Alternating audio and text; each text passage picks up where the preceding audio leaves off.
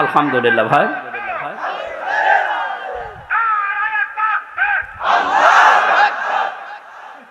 আমার ভাইরা, কোরআনে কারিমে আল্লাহ পাক জানিয়েছেন মায়াশফা শাফাআতান হাসানাতান ইয়াকুল্লাহু নাসীবুম মিনহা ওয়া মায়াশফা শাফাআতান সায়্যিআতান ইয়াকুল্লাহু কিফলুম মিনহা ওয়া কানাল্লাহু আলা কুল্লি শাইইন মুকিতা।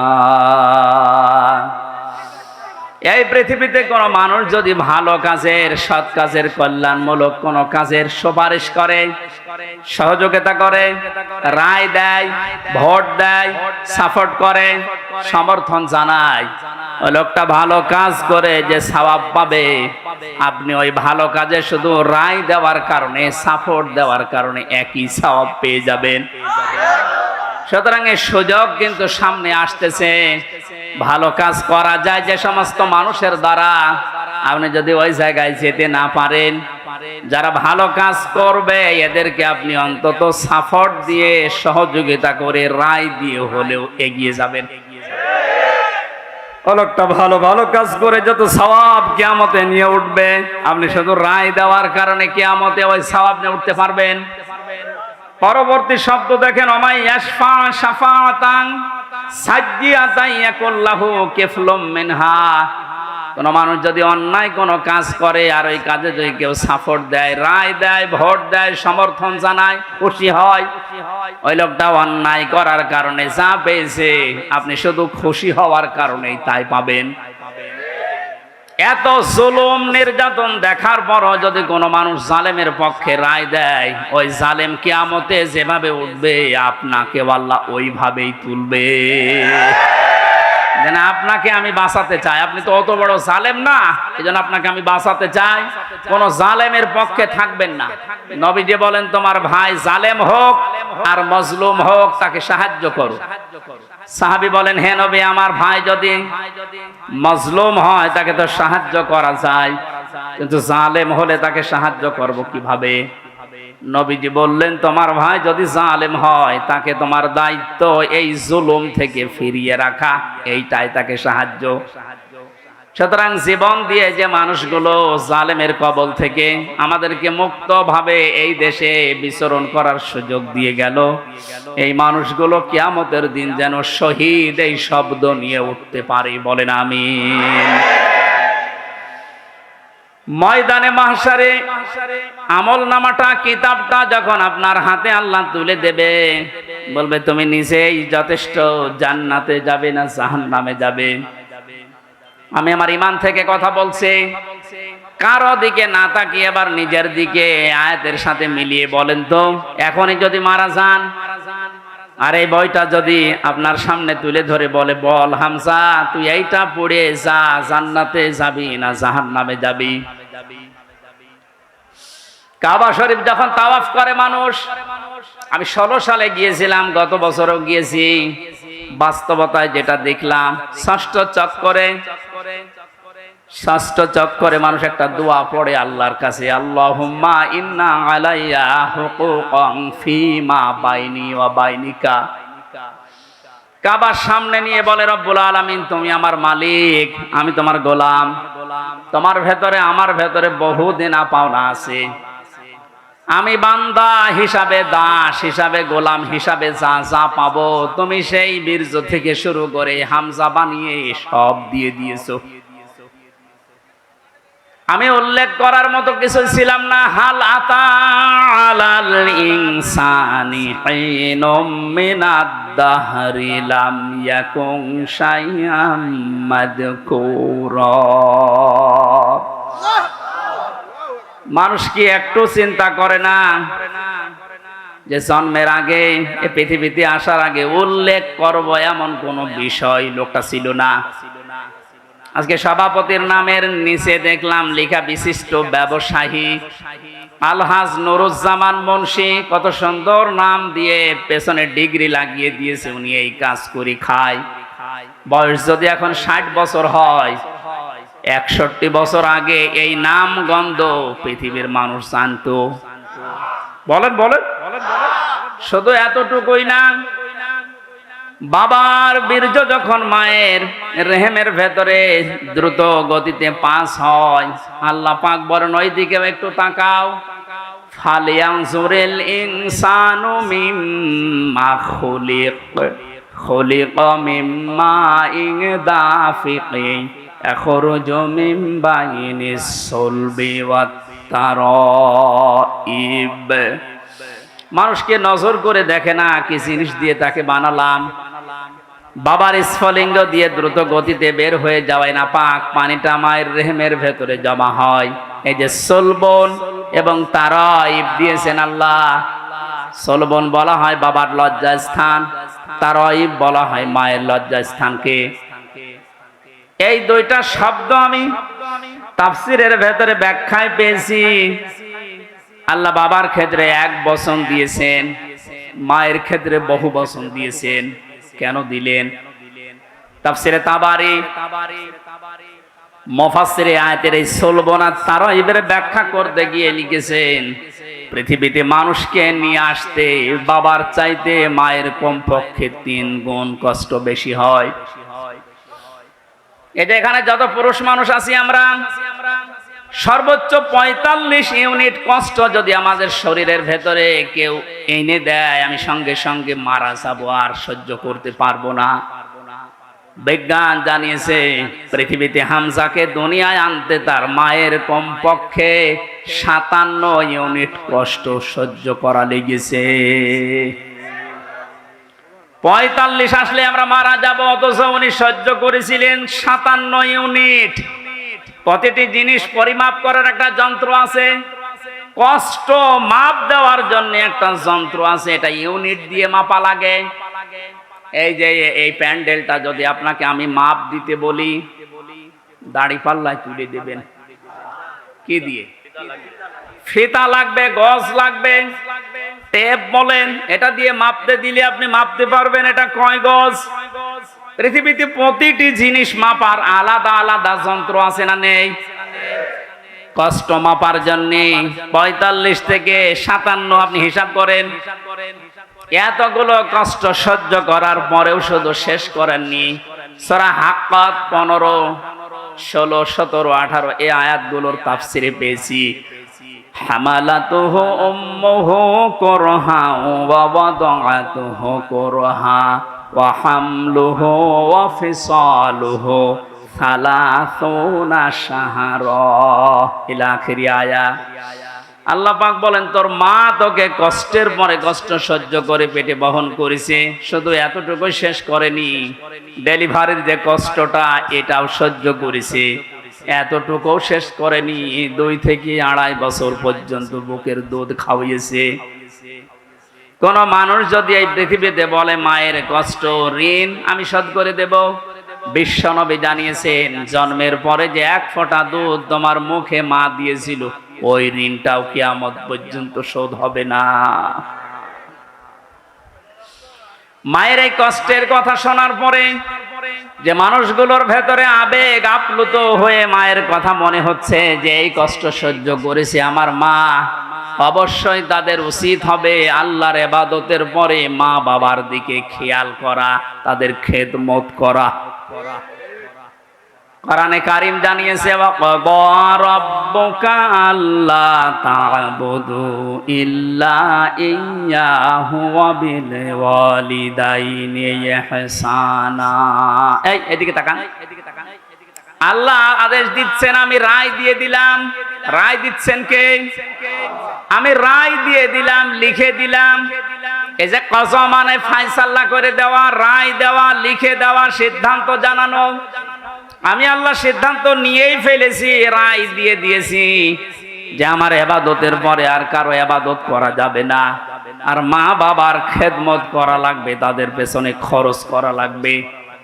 মহেশপুর বাসী এখানে একটা শিক্ষা পেয়েছি আমি, আল্লাহর ইবাদত করা, আল্লাহর আইন মানা নফল না ফরজ? আরো জোরে বলেন। মা বাবার আইন মানা। আপনি আলেম, আপনি কথা বলবেন না। যারা জানেন না মুখ খুললেন কেন বলেন তো? আমি এখানে একটা শিক্ষা নিতে চাই। আমি গতানুগতিক কথা বলি না। আপনি দেখেন তো কি এখান থেকে বের হয়। আল্লাহর আইন মানা আমরা দেখলাম ফরজ, প্রশ্ন করা যাবে? বলেন না কেন? আল্লাহর আইন আপনার বুঝে আসুক বা না আসুক, এটাই ফাইনাল, কোনো প্রশ্ন। আল্লাহর আইন মানা কি? সবাই মুখ খোলেন তো কি? মা বাবার আইন মানা ফরজ না। এই যে মাঝখানে ওয়া আছে, মা বাবার আইন মানা ওয়াজিব না, ফরজ না, ওয়াজিব না। মা বাবার খেদমত করা ফরজ, আইন মানা শুধুমাত্র আল্লাহর ফরজ। কার? আরো জোরে বলেন। আর আল্লাহর পরে রসুলকে আল্লাহ শরীয়ত প্রণেতা বানিয়েছেন, শারে। এজন্য উনি যে নিয়ম নীতিগুলো দিয়েছেন ওইগুলো ফরজ। মা বাবার আইন মানা ফরজ নয়, তাদের সেবা করা, খেদমত করা, টাকা পয়সা তাদের পেছনে খরচ করা কি? বলেন না কেন? কেন ফরজ? কেন? আল্লাহ রাব্বুল আলামিন দলিল দিচ্ছেন, আখফিদ লাহুমা জানাহা যুল্লি মিনার রাহমা। এদিকে তাকান, এটা আলেম না? এটা শব্দটা আছে আখফিজ, খবসন মানে ডাউন করা, এরপরে ফল করা। খবসন মানে কি? ডাউন করার পরে ফল করে দেওয়ার আরবি নাম আখফিজ বা খবসন। আল্লাহ বলেন খবসন করবে। জানাহান মানে ডানা, দিল্লুন মানে ছায়া হয় বা নম্রতা হয়। তোর যে ছায়া আছে ডানা, আর এই ডানার ছায়াটা এভাবে ডাউন করার পরে ফল করে দিবি। আমার প্রশ্ন হচ্ছে, এ পৃথিবীতে কোনো মানুষের ডানা আছে কি? এটা কি?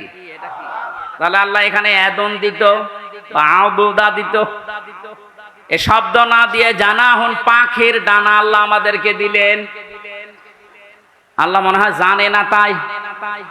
হ্যাঁ, জানাহুন দিলেন পাখির ডানা আমাদেরকে ধার করিয়ে। কেন? ডানা আর দুনিয়ায় কারো নেই। পৃথিবীতে আর ডানা কারো আছে না নেই? কিসের আছে? আরে ভাই, পাখির ডানাই তো দিয়েছে। পাখি বাদ দিয়ে পৃথিবীতে আর কারো ডানা নেই? আছে। এরোপ্লেনের ডানা আছে, হেলিকপ্টারের ডানা নেই। ওদের ডানাটা আল্লাহ এখানে লাগালেন না কেন? তাহলে তো আমাদের এই যে জানাহুন দেওয়া লাগতো না। পাখির ডানার কথা দিয়েছেন এই জন্য তাফসীর মাহফিলে আসতে হয়। আপনারা শুনতেছেন? জানাহুন শব্দটা আল্লাহ পাখির কাছ থেকে ধার করে আমাদেরকে লাগিয়ে দিলেন, কারণ আমাদের এই হাতের ভেতরে পর নেই, এর ভেতরে মোলায়েম কোনো কিছু নেই, সব শক্ত। পালক আছে, পর আছে, মোলায়েম করার কোনো কিছু নেই, এটা শক্ত। কিন্তু পাখির ডানার ভেতরে পর আছে, পালক আছে, একটার পরে আরেকটা যখন লাগিয়ে দেয় সফট হয়ে যায়, কোমল, নরম, তুলতুলি হয়ে যায়। আল্লাহ এতটুকু শেষ করেন। জানাহাত দুল্লি মিনার রহমা দিয়েছে, যে পাখির ডানাটা শুধু ডানা এভাবে ডাউন করে না, ও যখন ডাউন করার পরে ফল করে দেয়, ওর নিচে পাখির বাচ্চাগুলো যাবার পর একটা কিচির মিচির আওয়াজ দেয়। বাংলাতে এটা বলে অনির্বচন সুখ। কি বলে? একটা অনির্বচন সুখ অনুভব করার কারণে ভেতর থেকে আওয়াজ হয় কিচির মিচির। আমরা মনে করি কিচির মিচির না, এ আনন্দটা, এ আওয়াজটা পাওয়ার জন্য না। কি করে কি হয়? আপনারা সব পিছান তো,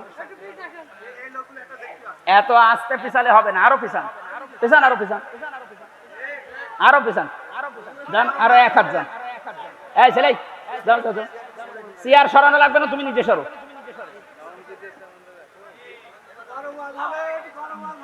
কথা বোঝার কোন ইনে তাফসীরুল কোরআন মাহফিলে আমি আর কি করছি? কথা বোঝার চেষ্টা করেন ভাই। আল্লাহ রাব্বুল আলামিন পাখির ডানাটা এই জন্যই দিয়েছেন মানুষকে বোঝাতে, পৃথিবীর বান্দা বান্দিরা, তোমার মার বাবা যখন শেষ বয়সে চলে যাবে, তারা যেন তোমার এই পাখির ডানার মতো হাতের যে ছায়া, এর নিচে পড়ার পরে যেন একটা আনন্দ অনুভব করে, যে আমার হামজা থাকতে অন্তত আমার আর কোনো চিন্তা নেই। মহেশপুরবাসী কত আলেম এখানে বসে আছে, হাজারো মানুষ আমরা। বলেন তো আমাদের মা আর বাবা এখন শেষ বয়সে এসে এইটা বলার মতো স্কোপ পাচ্ছে না? পাচ্ছে না। আল্লাহ রাব্বুল আলামিন মায়ের কথা 3 বার দেওয়ার জন্য তারা এই বহু বচন দিলেন, আর বাবার কথা 1 বার দিয়েছেন। আমি যেটা পর্যন্ত এটা নিয়ে এসেছিলাম, নেই থেকে শুরু করে পর্যন্ত যিনি নিয়ে আসলেন, কারো সাহায্য যার লাগেনি। মার বাবার এই যে স্ফলিঙ্গ দিয়ে নাপাক পানিটা দিয়ে তাফসিরে পড়েছি, আল্লাহ 8টা জিনিস বানিয়েছিলেন: রক্ত, গোশত, চর্বি আর চামড়া, চুল, রগ, হাড় আর পর্দা। 8টা জিনিস যখন মায়ের রেহেমের ভেতরে এক হয়ে যায়, আল্লাহ পাক তখন ফেরেশতাদেরকে বলে, আমি আল্লাহ আমার রব নামের কারণে 5টা জিনিস একে দান করব। ওয়াজআলা লাকুমুস সামআ ওয়াল আবসারা ওয়াল আফইদা ইলা আখিরিল আয়া।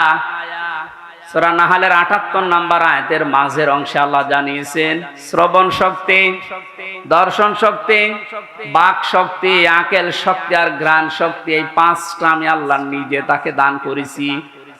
একটাও যদি কম দিতাম, দুনিয়ায় আসতো ওই লোকটা কিন্তু অপূর্ণাঙ্গ হয়ে। এখানে অনেকাংশ মানুষ আমরা সব পূর্ণাঙ্গ মানুষ, কয়েকজন হয়তো আছে বিকলাঙ্গ, অন্ধ, ন্যাংড়া, কিন্তু হাজারো মানুষ আমরা সব পূর্ণাঙ্গ মানুষ। আল্লাহ নিজের পক্ষ থেকে একটাও যদি কম দিত, তো কি অবস্থা হতো সারা জীবন আপনি ভাবেন। আল্লাহ পাক এই জন্যই জানিয়েছেন, হে পৃথিবীর মানুষেরা, নেই থেকে শুরু করে উল্লেখ করার মতো একটা জায়গায় তোরে নিয়ে আসলাম, এরপরও আমার সাথে তোর নাফরমানি কমে না। কাইফা তাকফুরুনা বিল্লাহি ওয়া কুনতুম আমওয়াতান ইলা আখিরি আয়া। বালাগাত মানতিক যারা পড়ায় বা জানে, কাইফা শব্দটা 11টা বিষয়ের আগে আল্লাহ ব্যবহার করেন। কাইফা শব্দের প্রথম ব্যবহার হচ্ছে মানতিকের কায়দায়। আল্লাহরও বিশ্বাস হতে চায় না এমন জায়গাকে আল্লাহ কায়ফা দিয়ে শুরু করেন। এটা এতক্ষণ যেটা বলছিলাম, বীর্য থেকে শুরু করে এ পর্যন্ত আনার পেছনে কারো কোনো অবদান নেই। মার বাবা শুধু এক বিছানায় ছিল, এতটুকু তাদের কাজ। বাকি যা করার বলেন তো কে করেছে? এই মানুষ এখান থেকে হামজা পর্যন্ত হবার পরে যখন নাফরমানি করে, তখন আল্লাহ কায়ফা শব্দ দিয়ে শুরু করেছে যে কি করে নাফরমানি করে আমারও বিশ্বাস হয় না। কাবার গেলাপ ধরে মানুষ কিন্তু ষষ্ঠ চক্করে এইটাই বলে এসেছি আমরা, রব্বুল আলামিন আমি তোমার গোলাম হিসাবে, বান্দা হিসাবে বহু কিছু আমাকে তুমি দিয়েছো, ওই যে বীর্য থেকে এ পর্যন্ত, কিন্তু তুমি আমার মালিক হিসাবে আমার তো কিছু দেওয়া দরকার। আমি তো কিছুই তোমার আজ পর্যন্ত দিতে পারলাম না, তবে একটা জিনিস আমার আছে, পুঁজি। তোমার ওই রহমান, ওই গফফার, ওই গফুর নামের খাতিরে এই কাবা সামনে নিয়ে বলছি, আমারে মাফ করে দাও। এই জন্য যারা তাওবা করার জন্য এখনো রাজি হননি, এখনো পর্যন্ত শয়তানের ধোঁকায় পড়ে আছেন, সুযোগ আছে, আপনারা আশা করছি ফিরে আসবেন। আল্লাহ রাব্বুল আলামিন এই যে রাত 12টার পরে তাহাজ্জুদের সময়ে প্রথম আসমানে এসে আপনাদের মতো আমাদের মতো মানুষকে ডাক দিয়ে বলবো, আসো ক্ষমা চাও, ভুল করে ফেলেছো, ক্ষমা চাও। আমরা যেন ক্ষমা চেয়ে নিজের জীবনটাকে মুহাম্মদুর রাসূলুল্লাহর উম্মতে পরিণত করতে পারি, বলেন আমিন। মহেশপুরবাসী বান্দা যখন এটা পড়তে পড়তে কিছুক্ষণ যাবার পরে দেখবে না লজ্জা লাগে, পড়ার মতো না, আল্লাহ পাক বলবেন না পড়া লাগবে। আমার তো ওই দিবসের কথা মনে হয়ে এখন আফসোস হচ্ছে, আল্লাহ আমি কি সত্যি পড়তে পারবো? আমার এই 24 সালের এটা আগস্ট মাস, যদি আল্লাহ বলে প্রথম তারিখ পর্যন্ত তোরে মাফ করে দিলাম, চা তোর কোনো হিসাব নেই, শুধুমাত্র এই যে 17 তারিখ আজকে, এই 17 দিনের হিসাব দিয়ে জান্নাতে চলে যা। যত মানুষ এখানে আপনারা আছেন, বুকে হাত দিয়ে বলেন তো 17 দিনের হিসাব এখনো জোগাড় করা সম্ভব হয়নি? অথচ যে হাদিস পড়েছিলাম নবীজি বলেন মা তাজালু কদামা বানি আদম আবদি ইয়াউমাল কিয়ামাতি হাত্তা ইসালান খামসিন। কিয়ামতের এই কঠিন ময়দানে প্রতিটি মানুষকে আল্লাহ তার নিজের সামনে দাঁড় করাবেন। প্রত্যেককেই 5টা করে প্রশ্নের উত্তর জিজ্ঞাসা করবে। 5টা প্রশ্নের সঠিক জবাব দেওয়া ছাড়া কেউ সামনেও যেতে পারবে না, পেছনেও যেতে পারবে না, জায়গায় দাঁড়িয়ে থাকবে। শুধু মাইক ফাটিয়ে টেবিল ফাটিয়ে ফেলেন না, নিজের সাথে মিলান তো। জালেমদের কথা তো বাদই দিলাম, আমরা যারা মজলুম আছি তারা নিজেদের দিকে এই 5টা বিষয় একটু মিলাই। গোজামিল দিয়ে উত্তর দিলে হবে না, নকল করে গোপালগঞ্জের মতো পাশ করে চাকরি পেলে হচ্ছে না। আমরা A+ পাওয়ার পরও আমাদেরকে দেয় না, আর ওরা 2.5 পেয়ে চাকরি পেয়ে যাচ্ছে। কত দুর্নীতি হয়েছে আপনি এবার টের পাচ্ছেন। বাস্তবতায় মিলিয়েছেন আপনি একবারও যে এই লোকটা নিজে আল্লাহর সামনে দাঁড়িয়ে আছে? আপনি নিজে মনে করেন, দাঁড়িয়ে যখন আছে আল্লাহ জিজ্ঞাসা করছেন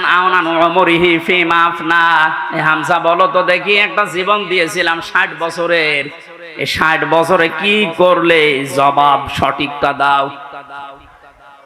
2 নম্বরের বিষয় আল্লাহ দিয়েছেন যুবকদের বিষয়, এবং সাবাবিহি ফিমা আবলা, একটা যৌবন কাল দিয়েছিলাম।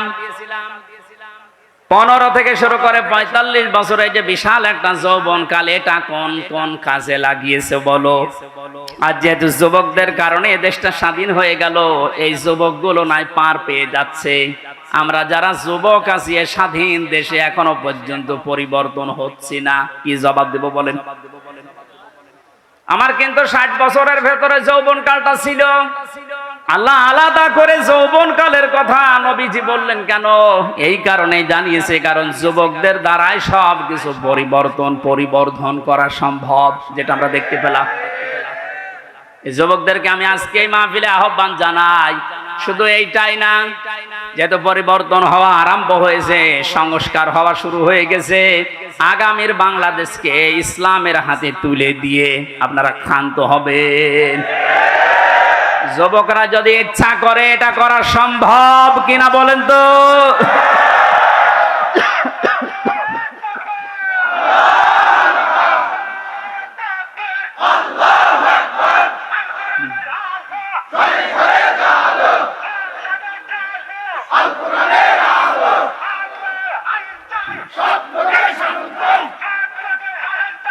আল্লাহর আইন চাই। আলহামদুলিল্লাহ, তাকবীর যেন আল্লাহ কবুল করেন এবং বাংলাদেশ চোখে যেন দেখান, বলেন আমিন। আজকে এই যে শেজিয়া বাজারে আমি আয়াতটা পড়েছিলাম, আরাইতান নাস ইয়াদখুলুনা ফি দীনিল্লাহি আফওয়াজা। হে নবী, আপনি যখন দেখবেন যে আল্লাহর সাহায্য এসে গেছে, তখন তো বিজয় হবে। দলে দলে পালে পালে মানুষ ইসলামে প্রবেশ করছে, যেটা আমরা এখন চর্মচোখে সারা বাংলাদেশে দেখতে পাচ্ছি। একটু যাদের বিবেক আছে, একদম মরে যায়নি, তারা আজ সবকিছু ভুলে ইসলামে চলে আসছে।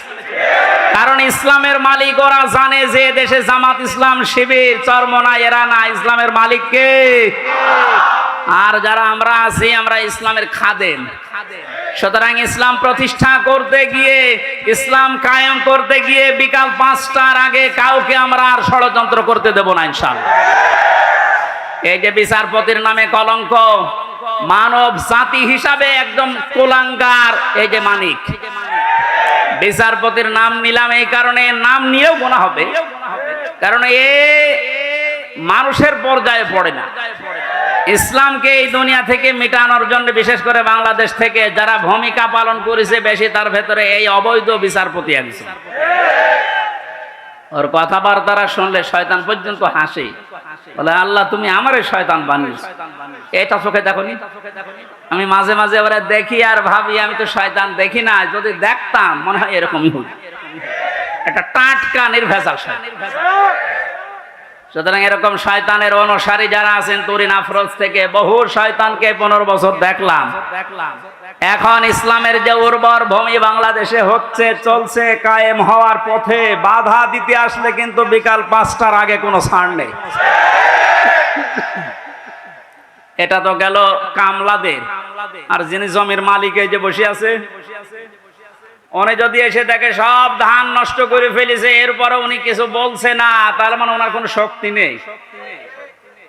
বিশ্বাস করেন, মনে মনে চিন্তা করেন ওনার শক্তি নেই তা না, এখন হয়তো কিছু বলছে না, গোপনে ওনার কোনো কিছু আছে। যেদিন ধরবে ওইদিন বাপ বলার সময় দেবে না, যেটা আমার আল্লাহ এখন মালিক হিসাবে করছে। ইন্না বাদশা রব্বিকা লাশাদীদ, তোমার রবের ধরা বড় শক্ত ধরা। নৌকায় উঠে পালাতে গিয়েও পারবে কি করে? কারণ ওরে তো আমরা ধরি নাই, ধরেছে কে? এদের কারণে হাজারে অবৈধ আইন মন্ত্রীর কারণে হাজার হাজার মানুষ আইনের এই জায়গায়, ন্যায় বিচারের জায়গায় অবিচার পেয়েছে বেশি। তার বাস্তব প্রমাণ আমি নিজে না, সিএমএম কোর্ট, জজ কোর্ট, হাইকোর্ট মিলে আমার মামলা কতবার তুলেছে। এই যে আমার মামা বসে আছে, মামা শ্বশুর, আমার চাচা ছিল ঢাকায়, বাবা তো ওগুলো বোঝে না ভালো, রাত দিন দৌড়া চাকরি করে বেটা, এরপরও রাত দিন এখানে ওখানে উকিল ধরে করবে কি? কারণ যারাই ধরবে, যত বড় উকিল ধরুক, আর এক উকিল তো বসে আছে ওখান থেকে, যতক্ষণ সিগন্যাল না পাবে আমার নাকি বের হওয়ার কোনো একটা বিচার হলো। আর প্রতিদিন টিভির সামনে এসে সন্তানকে নাকি লেকচার দিচ্ছে যে আমরা ন্যায় বিচার কায়েম করে ছড়ি দিচ্ছি। এই ন্যায় বিচার। আমার মতো মূল্য চুরির মামলায় যদি ৩০-৩২ বার হাইকোর্টে মামলা ওইটি জামিন না দেয়, কিসের ন্যায় বিচার? যেটা এখন সব পরিষ্কার হয়ে গেছে। ১৫ বছরে কোন ন্যায় বিচারে দেশে কায়েম হয়নি, পুরাটা হয়েছে অবিচার। আল্লাহ যেটা নিজে এখন ধরিস। এই জন্য সাবধান, আল্লাহ এমনি কিছু বলছে না। অনেকে মনে করছে এত কিছু করে কিছু হয় না, এখন কিছু টের পাচ্ছে। আলেমদের মাথায় দড়ি দিয়ে ছাগলের মতো, গরুর মতো যখন টেনে নিয়ে যেত ওই কোর্টে, বারান্দায় দাঁড়িয়ে অনেক শয়তান দেখতাম হাসতেছে আর টিপ্পনি কাটতেছে। যে দেশে আর হুজুর নেই, আমির হামজা, এই মাওলানা মামুনুল হক, এরে ধরলো, আর হুজুর নেই দেশে, তাদের কত সুন্দর সুন্দর কথা, ফেরেশতার মতো কথা বলে, আর এরা উঠলেই শুধু